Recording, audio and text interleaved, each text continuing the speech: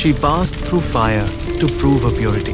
The gods themselves came forward as witnesses. The entire world watched. And then, her own husband sent her away. This is the story most people never finish reading. Mata Sita had no idea that she was about to leave Ayodhya forever.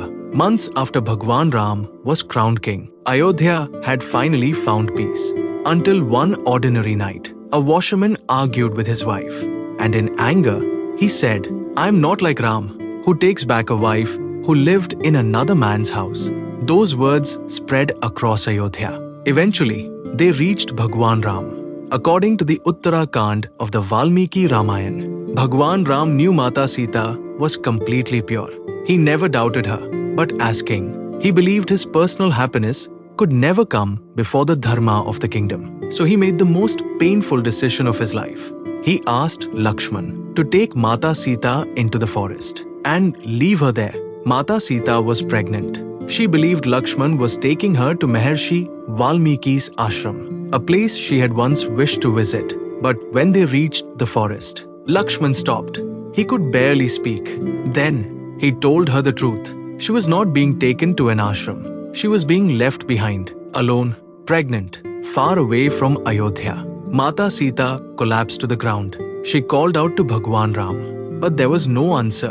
Only the forest, only the silence, and the lives of two unborn children were about to change forever. But destiny had already prepared a place for her. Maharishi Valmiki welcomed Mata Sita with honor, with compassion, and with the care of a father. He gave her shelter in his ashram, high upon a hill. That hill is this hill.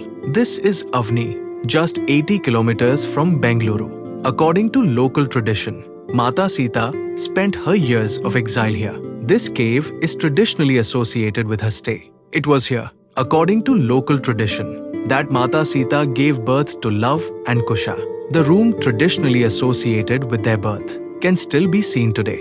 Under the guidance of Maharishi Valmiki, the two princes grew into extraordinary young warriors. They learned the Vedas, archery, music, and the principles of dharma.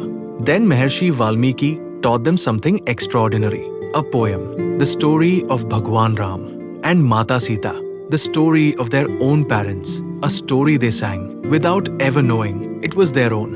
According to local tradition, Maharishi Valmiki also composed the Ramayana here. Think about that. As Mata Sita was living one of the most painful chapters of her life, Maharishi Valmiki was preserving it for generations to come. One of the greatest epics ever written is deeply connected with this small village.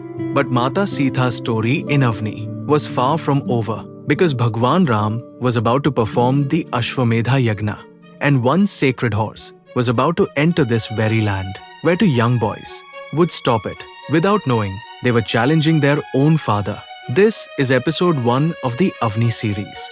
Follow Journey Jodi and tell me in the comments, do you think Mata Sita's strength during this chapter of the Ramayana is still not talked about enough?